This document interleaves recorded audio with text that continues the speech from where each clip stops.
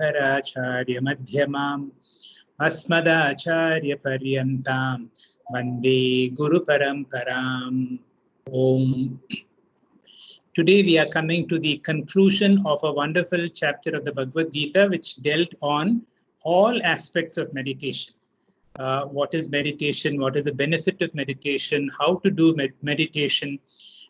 What is the conditions conducive for meditation, and so on. We come to the fag end now. Vani, it is your turn to explain verse 36.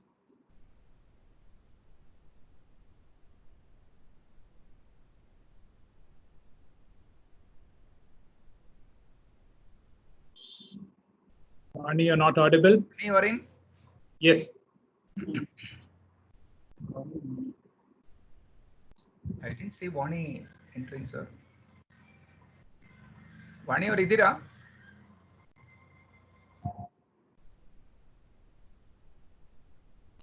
She is there. Is there, but muted ಕಾಣುತ್ತೆ. ವಾಣಿ ಅವರು unmute ಮಾಡ್ಕೊಳ್ಳಿ ನೀವು.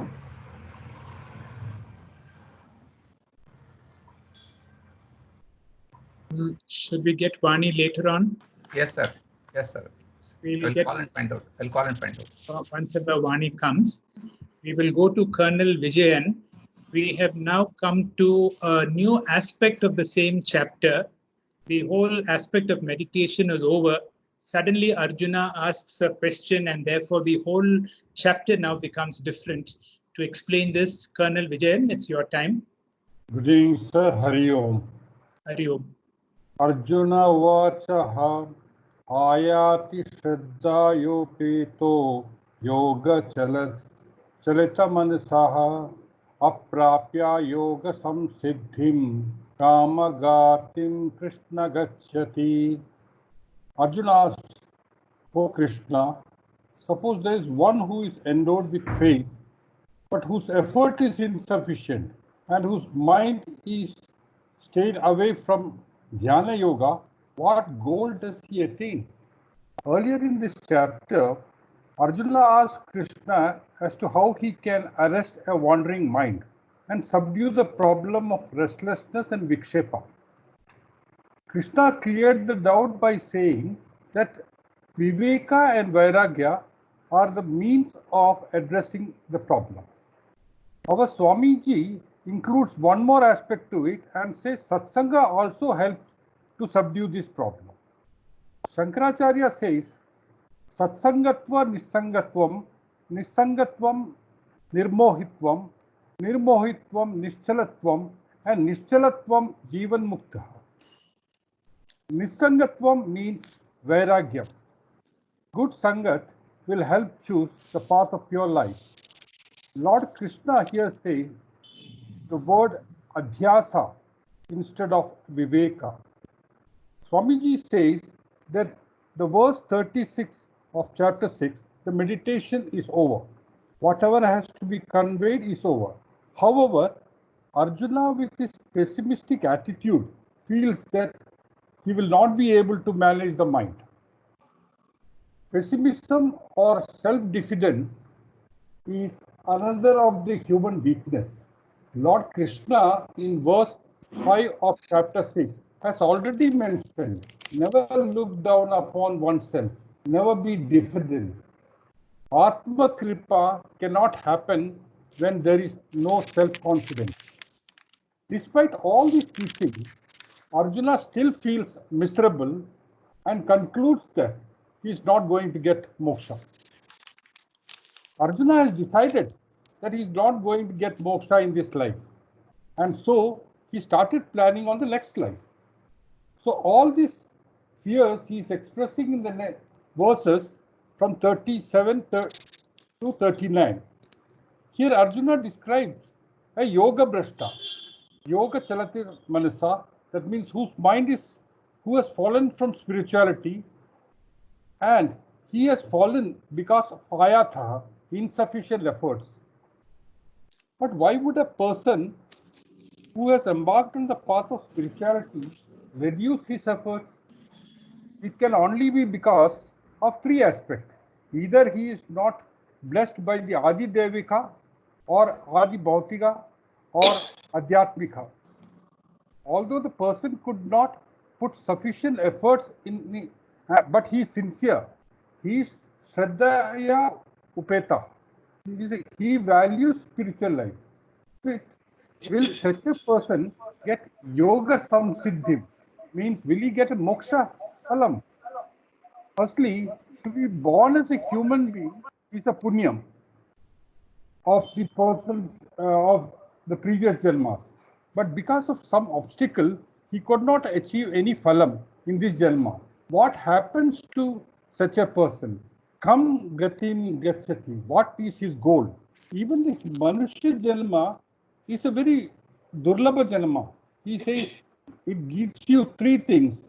Manushya janma is the most important janma, and it gives you mumukshatam, and it is giving you company with Mahapurusha Sangatam. That's all, sir. Thank you. Thank you. Thank you, Colonel Vijayan. Sir, Vani is back. Hello? Yes, sir. Vani is back, sir. Vani is back. All right. So we'll go back to Vani and then we will continue the discussion on what Colonel Vijayan had said. Vani, it's your time, Vani.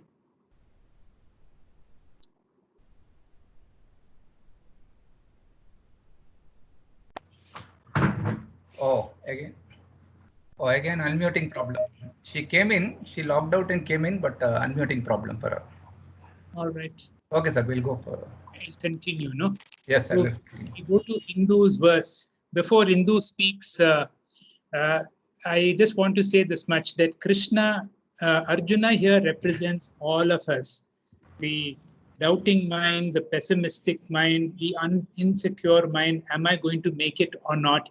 So Indu, can you please elaborate on the state of mind of Arjuna, who represents the insecure aspect in each of us? Sir, in this place, Sukanya will be presenting. Indu has got a unmuting problem, sir, again. All right. It was given to Sukanya. Sukanya will present this. Sukanya? Okay. Yeah. Hello. Okay. Can I start, sir? Am I audible? Yes.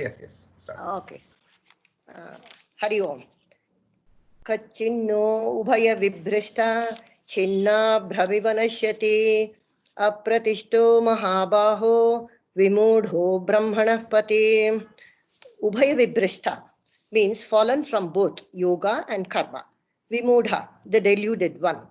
Brahmana pati, in pursuit of Brahman. Kinchit, does not.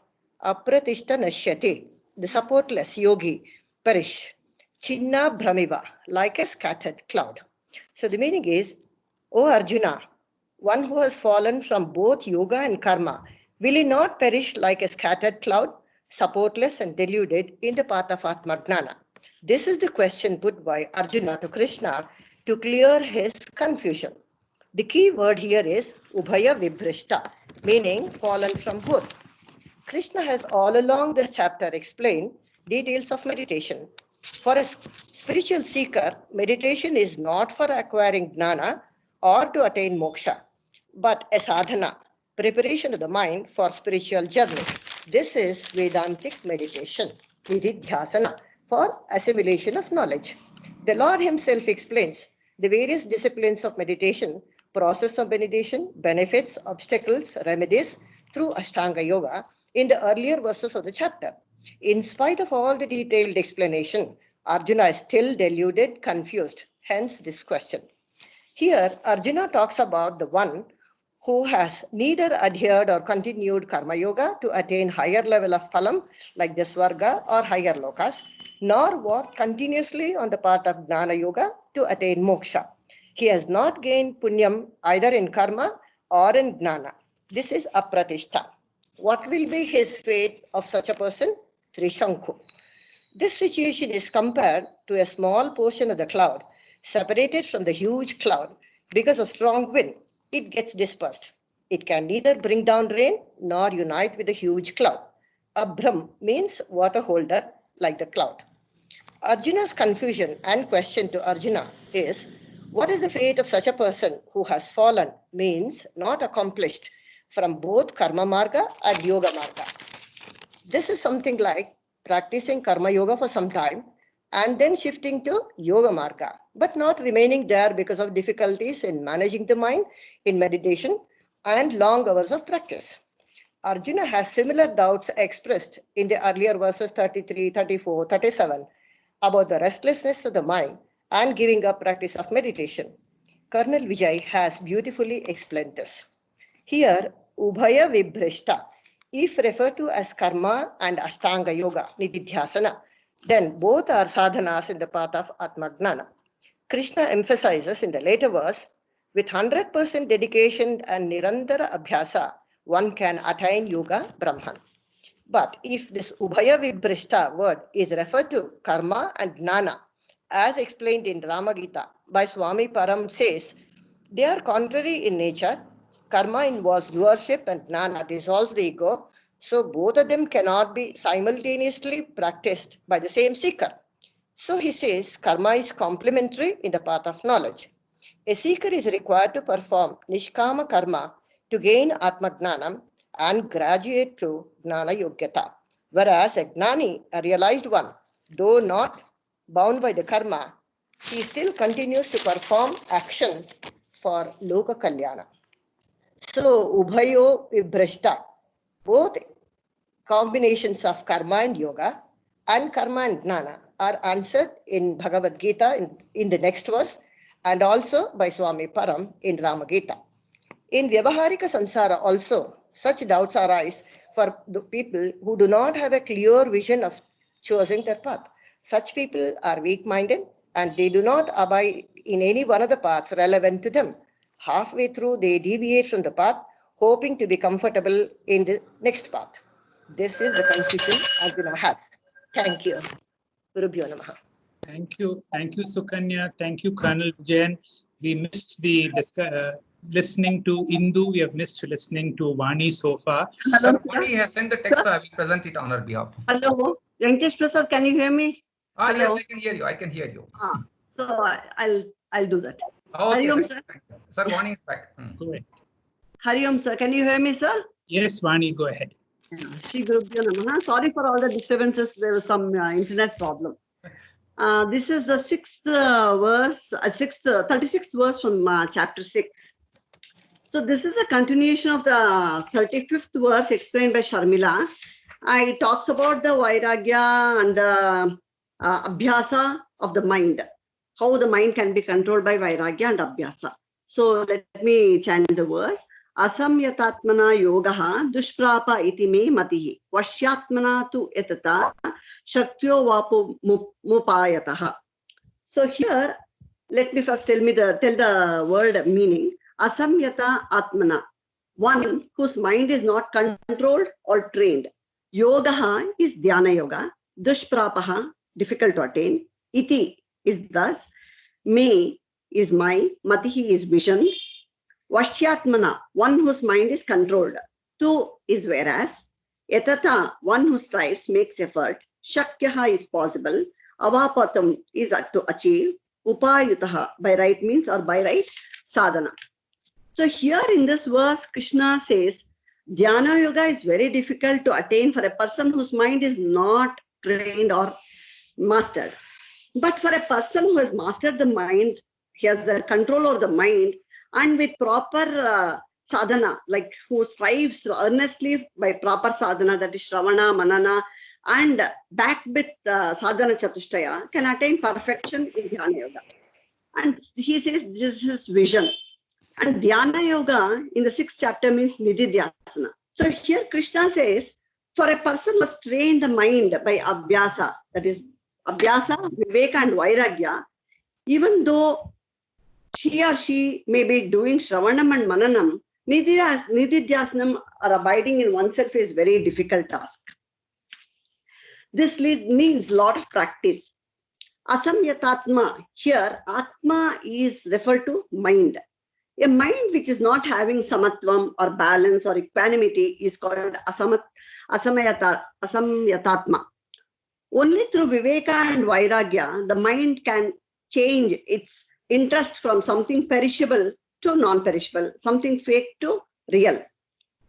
And if the mind has practiced Viveka and Vairagya, that mind is called Samyatatma. But if the mind has not practiced Viveka and Vairagya, it is Asamyatatma. The life should be from Artha Kama Pradhana to Dharma Moksha Pradhana life. A mind which is Asamyatatma will go after Vishayas, past and future. It is a mind which is Chanchala, always moving here and there. Such a mind cannot contemplate on Brahman. Thus, Sri Krishna tells Dhyana Yoga is difficult for a person, for such a type of person. We can observe in our own lives. We are able to hear Swamiji's talks for maybe 2 or 3 hours. But when we come to reflect upon what we have heard in the recordings, it's very difficult to reflect what we have heard. Even for 10, 15 minutes to 20 minutes, we cannot sit and contemplate on what we are hearing. So Krishna has rightly said that mind which is not trained and which does not have Viveka and Vairagya goes everywhere. So we have to note here, if one has Viveka and Vairagya, the mind won't go here and there on Vishayas. It is an accomplishment by itself. Now, Krishna moves on the other side of the verse. He says, on the contrary, those who have learned the art of mastering the mind through Viveka, Vairagya and Abhyasa, those who strive sincerely by taking to right sadhanas, Shravana and Manana, it should be backed by Sadhana Chatushtaya. Sadhana Chatushtaya, all of us know Viveka, Vairagya, Samadhi, Sat Sampati and Mukshatvam. So if the mind is backed by all these, then the perfection in Dhyana Yoga is possible. Thank you, sir. Thank you, Vani, for giving a very clear explanation of Krishna's answer to Arjuna's question that my mind is so fickle, my mind is wandering, please advise me. And you have explained that we need Viveka and Vairagya. Meanwhile, we have entered into another topic because of Arjuna's question, which is unrelated to what we are doing. I have been practicing all what you said, but if I don't achieve my goal, what will happen to me? What is this entity called Yoga Brashta? This is what is the question which Colonel and Sukanya on behalf of Indumati explained. We have one more speaker, the young Vindhya, is going to tell us about the mind of Arjuna. Vindhya, it's your time to tell us about verse 39.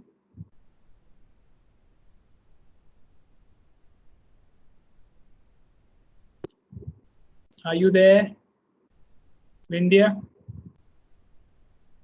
Doctor, can you hear me now? Yes, very clearly. Go ahead. Etan me samshayam Krishna chetum arhasya sheshataha twadanya samshayasyasya chetana hyupapadyate. O Krishna, arhasi chetum, you should remove te etat samnyasam, this samshayam, this doubt of mine, asesataha, completely, for na upapadyate, there cannot be chetaha, a remover, asya samshayaha, this of this doubt other than you. O Krishna, you should remove this doubt of mine completely, for there cannot be a remover of this doubt other than you. So far, Arjuna is convinced that about his faith in the efficacy of yoga. But in verses 33, 34, 37, 38 and 39, we learn that Arjuna doubts his own ability in following Dhyana Yoga. His concern is that the mind is restless and deluded. It is constantly distracted. Such a mind makes it difficult to follow yoga and seek moksha. Thus, Arjuna is apprehensive about the fate of a person who believes in yoga but has no self-control over his thoughts. This was discussed in 37 and 38. Now, in verse 39, Arjuna eagerly asks Krishna to dispel all doubts from his mind while also acknowledging that only Krishna can help him. Only one who is beyond the material world can answer a question that transcends the material world, and that is Ishvara itself. Doubt arises from ignorance, and the power to dispel doubts comes from knowledge. Therefore, Arjuna found it fit to ask such a question to Sri Krishna. He says, O Krishna, etat sannyasam chetum arhasi. You should destroy this doubt of mine. In the previous verse, he said, if I have no self-control, but I believe in yoga, then it is like sitting on a fence. I am neither getting the worldly pleasures and nor will I be able to realize Brahman. I'm like a Trishanku, and a Trishanku is a person who suffers from being in a limbo between one's goals and desires and one's current possession and current state. If I am not progressing in Vedanta classes, then I should go back to my material life and perform pujas. Arjuna realizes this confusion in his thinking and thus asks Krishna to arhasi chetum, or remove the doubt, with a complete and a clear answer. Why is Arjuna asking only Krishna and no one else? This is because Krishna is Ishvara, and Ishvara is timeless, all-knowing and all-pervading. So Punarapi Jananam, Punarapi Maranam does not apply to Ishvara. Ishvara also has no attributes, thus it does not have ego. If Arjuna asks a God-realized person to clarify his doubts, he or she may be able to tell Arjuna all the theoretical understanding of the scriptures and clarify his doubts. But it is impossible to know if these saints will succeed spiritually and attain moksha, or fall spiritually and go to a lower janma in his or her next birth, because this can be only known in the next birth. But Ishvara again is timeless. Thus, Ishvara alone is the karma phala data. O Krishna, only you must answer me. So Krishna answers Arjuna's questions in the following verses of the chapter. And this is the end of the explanation of my verse. But I think Krishna has partly answered this question in the first few verses of chapter 5, when he tells Arjuna that a person who performs the right sadhanas and follows karma yoga to prepare the mind will become closer to attaining Brahman, either in this janma or the next. This means that none of the efforts towards preparing your mind and following yoga are futile. It is a slow process and everyone goes through the problem of preparing your restless mind.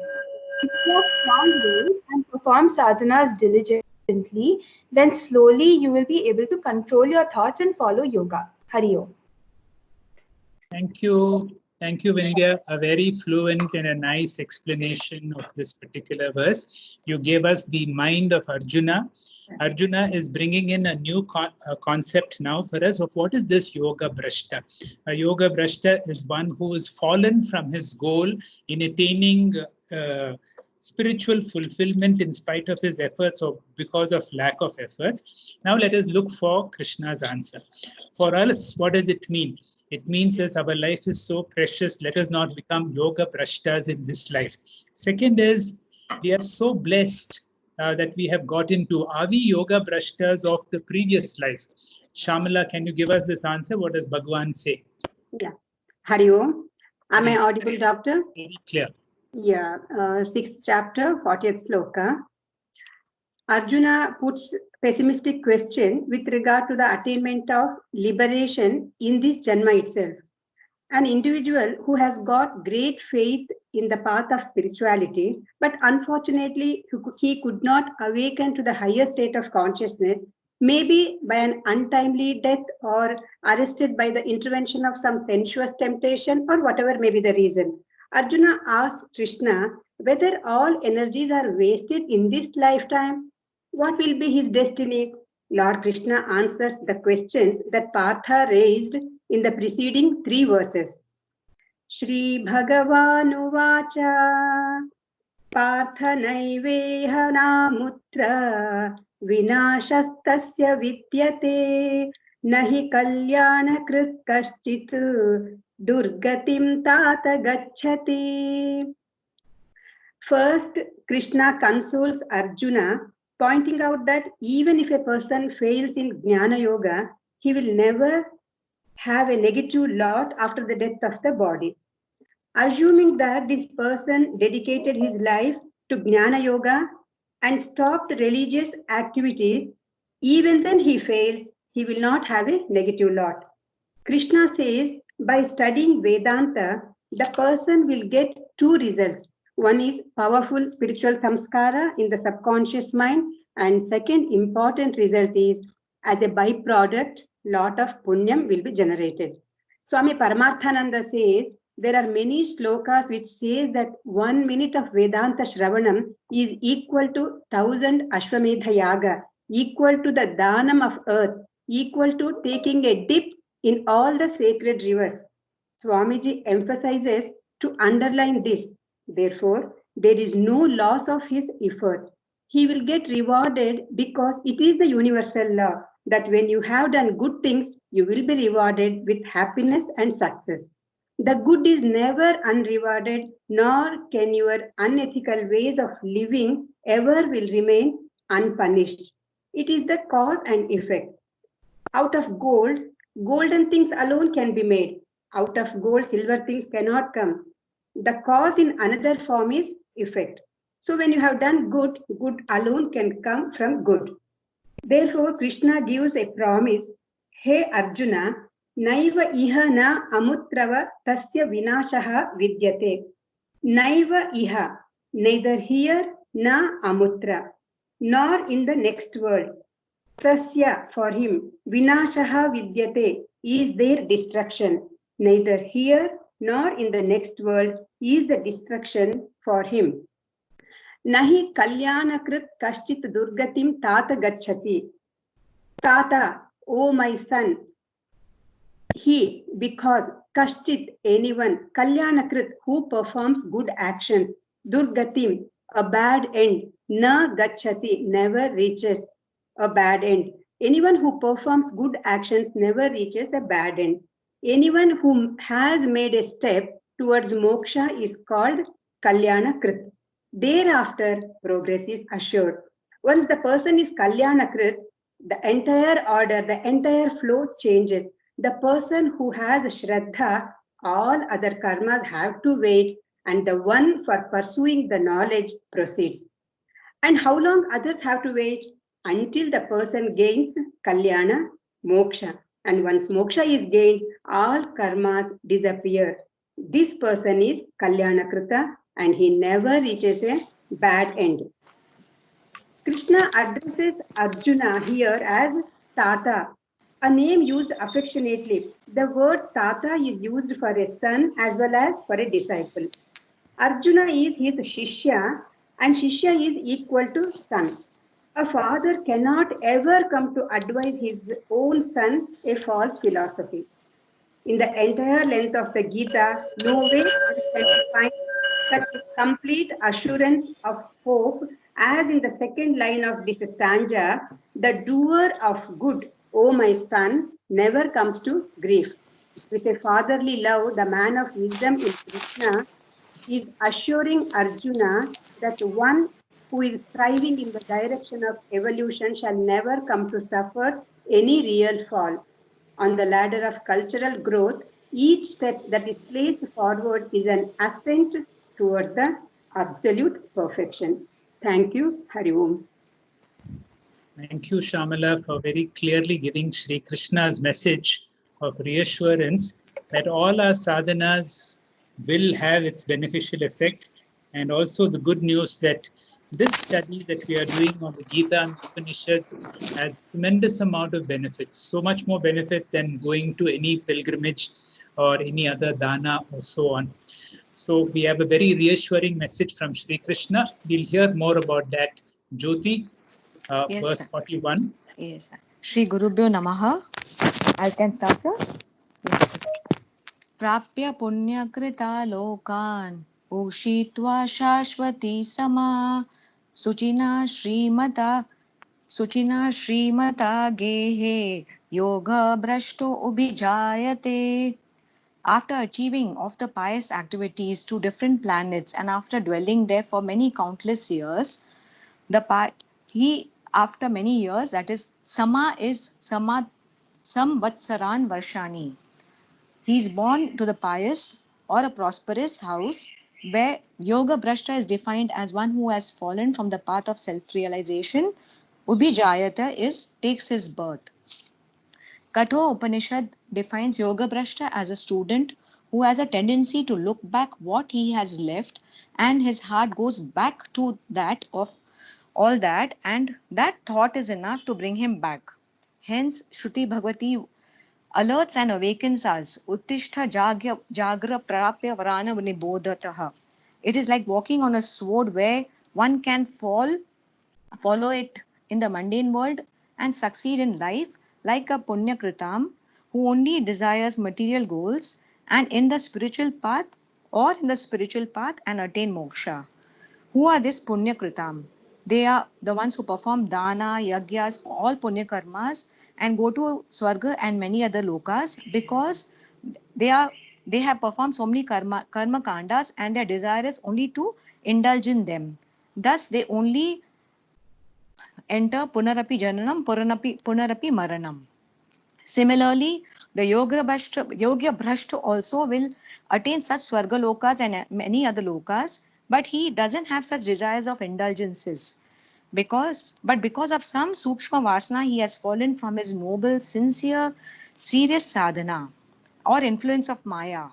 So this is Arjuna's, our doubt and fear that what happens to such a person who has failed after living there for many years. And why does he live there for many years? Because he was desireless. So his punyas don't exhaust very soon. Swamiji states that Sri Krishna in the 18th chapter assures that even the recitation of Bhagavad Gita overheard by chance, the soul is taken care of. And as in the previous sloka, Shamalaji said that Vedantic study 1 minute is equal to 1000 yajnas. This verse explains the gati of a yoga bhrashta marno parant is taken care of by being reborn under two conditions. The first condition is explained in this verse, which says that he is born in a Suchina family. Suchina means a pure, dharmic, jnanam, cultured family. That enhances his growth towards sadhan, chatushay, sampatti and nishkama karma. Plus Srimatam. Srimatam is prosperous, wealthy family. And prosperity here is in terms of basic needs. Whereas if he's born in a poor family, he has to struggle for his survival. But both the conditions of Suchinam and Srimata are compulsory together because only Srimata will again bring him to a downfall for indulging in wealthy pleasures. So he is born in in a spiritual conducive environment to achieve his ultimate goal of moksha, which is automatically created, and this life journey starts from where is Krishna's another doubt, where he left it in his previous birth, just as our balance sheet has our assets carried forward to the next year. That's a universal law of karma. And this guarantee is quoted by Narad Muni in Srimad Bhagavatam in the first chapter, Tyaktva Swadharma Charanam Bhuja Hare Bhajanam Apakvo Atva Pateta Tato Yadi Yatra Kwa Abhadram Abhutya Amursa Kim To Vritha Apato Bhajatam Swadharmatam. Srimad Bhagavatam gives beautiful examples of such noble people like Jad Bharat, Ajamil, Raja Chitraketu, Rishi Shaubari. And in the end, I would just summarize by Carl Jung's quotes. Earthly life is of great significance, especially at time of death, cause only here consciousness survives death, hence it must be elevated while man is on earth. Hari Om, sir. Thank you, Jyoti, for a very nice explanation with so much quotations from Jung and also from Srimad Bhagavatam. If you really look, we have to feel so blessed that we have come in Suchinam, Srimatam families, and therefore we have had all this conditioning, and that way we are really, really fortunate. So these verses are talking really about us. Panaga, Yes. One more about the similar verse. Please tell us about verse 42. Hari ओम श्री गुरुभ्यो नमः अथवा योगिनामेव कुले भवति धीमताम् एतद्धि दुर्लभतरं लोके जन्म यदीदृशम्. Here Lord Krishna presents the second type of rebirth possible for a yoga bhrashta. Yoginameva kule bhavati. He will be born in the family of a yogi. Yogi here refers to a Brahmagnani. This Gnani is also Dhimatam, meaning very wise or extremely learned. Shankaracharya says this Gnani's family may not be prosperous in the material sense, But their seeming poverty is considered a blessing as it frees them from the distraction of worldly riches. Being born into such a family will directly enable the Yoga Brashta to continue on his spiritual journey and attain moksha. Swami Param gives the example of Bhrigu who received such a birth. Bhrigu learns Brahmagnana from his father Varuna and attains enlightenment. This dialogue between Bhrigu and his father forms the Bhrigu the third chapter of the Taittiriya Upanishad. However, Lord Krishna says obtaining such a birth in a Gnani's family is loke durlabhataram, the rarest of the rare occurrence on this earth. Through this verse, Lord Krishna finally clears Arjuna's doubt about what will happen if one is not able to complete his spiritual pursuit of Gnana Yoga in this current lifetime. This doubt can be likened to a student who fears that he is going to fail an exam and is desperate to know if he can have a second attempt.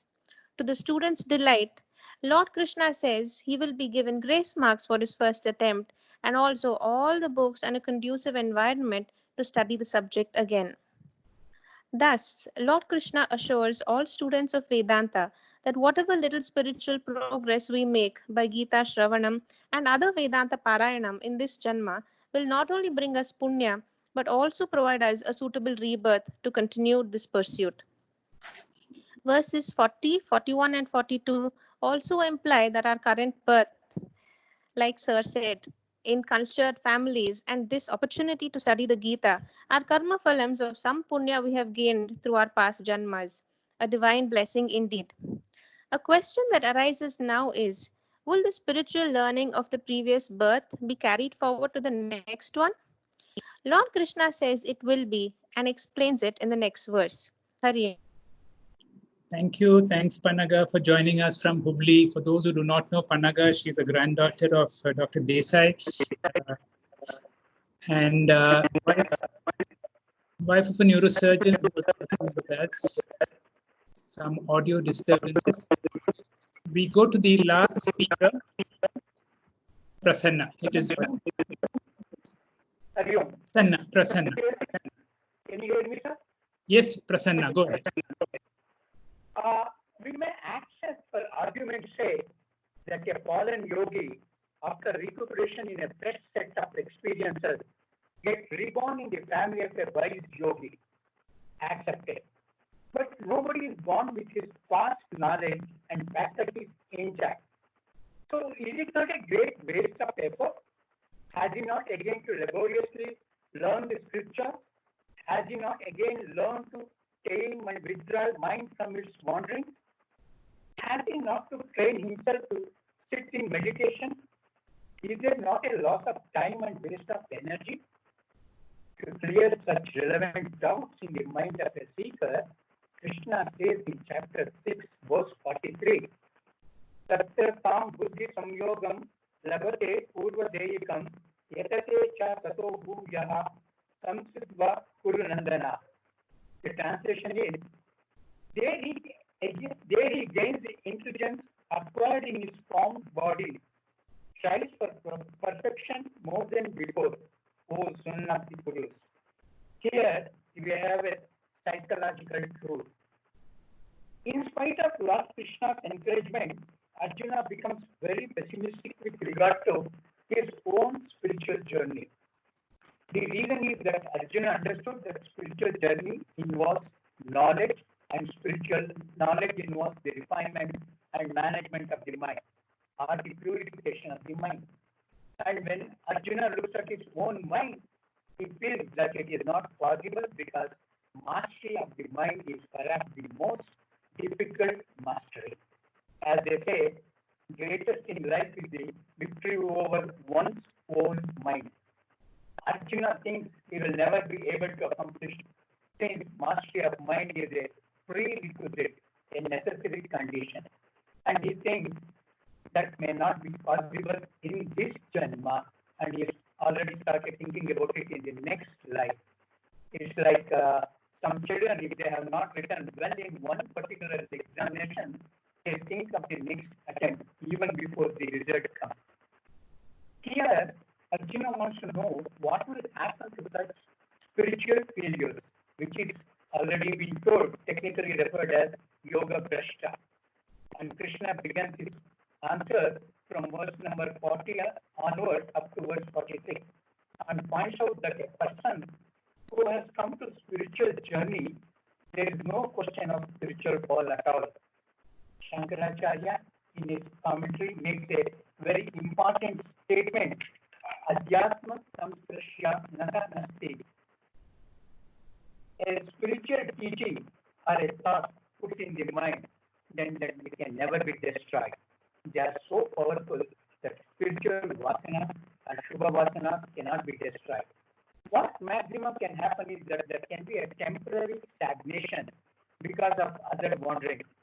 And just as the glowing embers of the fire may be covered by ash, it looks as though there is no fire, but you do a little bit of fanning, the fire comes again.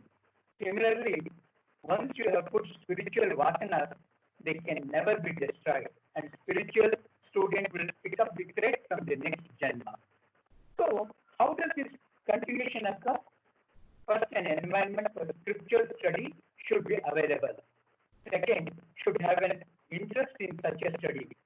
Tatra tam buddhi samyogam labate. Tatra indicates ideal environment and buddhi samyogam labate. A spiritual inclination must be there. The Yoga Brashta gets the spiritual inclination in very early life. It is not only in the field of spirituality. Any genius in any field is a Brashta in the Purva Janma. If there is a 10-year-old boy or a girl becoming a musical genius, a child prodigy, what we call, is not a freak of nature, but a scientific product of the that is Purva Janma Vasana. At death, when Jiva travels, it not only takes all the karma, takes a Upasanas also. The Jiva takes Purva Pradna, and Purva Pradna means Vasanas. Jiva takes Purva Vasanas, which is to the next birth. He cannot explain his own inclination other than attributed to his Purva Janma Vasana. Therefore, Yoga Brashta strives more and more in this new life due to his Vasana. His effort is considerably reduced. Success of his spiritual journey is assured even with lesser effort, and this explains why one seeker moves faster along the spiritual path than the another, even when both the students of the same teacher are putting forth the same amount and effort and sincerity. As Krishna says, you will never be dejected on the path. Some may reach earlier than you, but you too are on the track. You too will reach the divine destination soon enough. You will be pushed up by the forces of your past effort. Hari Om. Thank you. Thank you. Thank you. Thank you, Prasanna. There is some audio disturbance. Yes, sir. Whatever is in code, we have to make a concluding chanting about Srimad Bhagavad Gita. Venkatesh Prasad, can you? Yes, sir. Sir. Iti Srimad Bhagavad Gita. So Upanishadsu. Iti Srimad Bhagavad Gita Upanishadsu Brahma Vidyayam Yoga Shastre Shri Krishna Samvade Atma Samyama Yogo Nama Shashtodhyayah. Sarve Bhavantu. Om Sarve Bhavantu Sukhinah. Sarve Santu Niramayah. Sarve Bhadrani Pashyantu. Ma Kaschit Dukkha Bhavet. Om Shanti Shanti Shanti. Am I audible?